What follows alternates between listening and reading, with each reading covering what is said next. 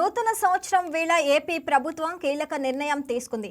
రాష్ట్రంలోని 5 రకాల భూములను 22A జాబితా నుంచి తొలగించింది. ఈ మేరకు నూతన సంవత్సరంలో రెవెన్యూ శాఖ మంత్రి అనగాని సత్యప్రసాద్ తొలి సంతకం చేశారు.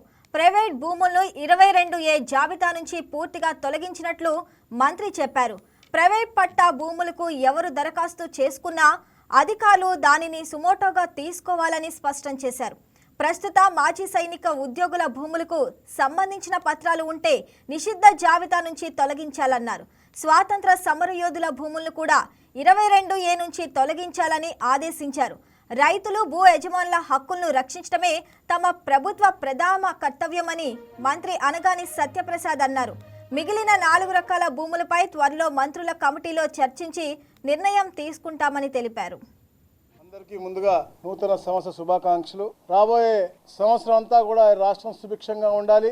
ఏదైతే మన దార్శనికులు శ్రీ నారా చంద్రబాబు నాయుడు గారు ఎప్పుడు కూడా పేదవాడు బాగుండాలి, ఆర్థికంగా స్థిరపడాలి లక్ష్యంతో పనిచేస్తారో వారి యొక్క గైడెన్స్ లో ప్రతి ఒక్క రాజకీయ నాయకుడు అవ్వచ్చు, ఆఫీసర్ అవ్వచ్చు, అందరూ కూడా కష్టపడి పనిచేసి ఆ దిశగా ముందుకు వెళ్ళాలని, ఉపాధి కల్పన కోసం ఏదైతే నారా లోకేష్ గారు కష్టపడతా ఉన్నారో అది కూడా 100కి 100% సంవత్సరంలో అమలు వైపు రావాలనేసి, గ్రామాలు అభివృద్ధి చెందాలి, రాష్ట్రం బాగుండాలని అనిశలు కోరుకునే పవన్ గారి యొక్క ఆలోచనలు, అలాగే వికసిత్ భారత్ అని చెప్పేసి మోడీ గారు మంచి ఆలోచనతో ఈ దేశాన్ని ముందు తీసుకెళ్తా ఉన్నారు. దేశం ఈ రాష్ట్రం సుభిక్షంగా ఉండాలి. ముఖ్యంగా ఆంధ్రప్రదేశ్ రాష్ట్రం ఏదైతే 1924లో 30 సంవత్సరాలు వెనక్కి వెళ్ళిపోయిందో పునర్నిర్మించుకుంటా ఉన్నాం బ్రహ్మాండంగా. ఈ 18 నెలలు ఒక సుపరిపాలన అని చెప్పి ఈ కూటమి ప్రభుత్వం అద్భుతంగా పరిపాలించిన విషయం మనం అందరం కూడా చూసాం.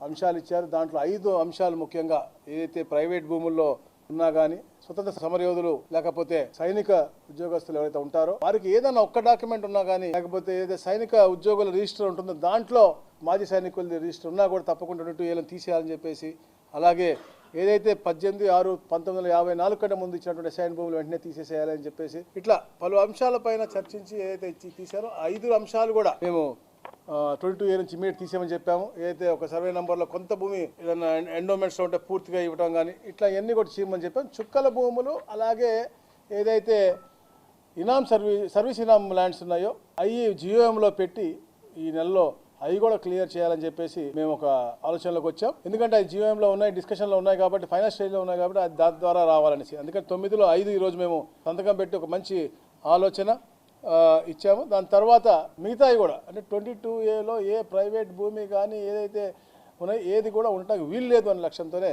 ఈ యొక్క కార్యక్రమం ఈరోజు చేయడం చాలా ఆనందదాయకంగా ఉంది. అలాగే ముఖ్యంగా అందరూ కూడా అధికారులు మేము సైతం అందరం కూడా కూర్చుని సాల్వ్ చేసి ఒక మంచి ల్యాండ్ పూలింగ్ సిస్టమ్ తీసుకొచ్చాం. గౌరవ ముఖ్యమంత్రి గారి దృష్టికి తీసుకెళ్ళినప్పుడు అద్భుతమైనటువంటి కార్యాచరణ.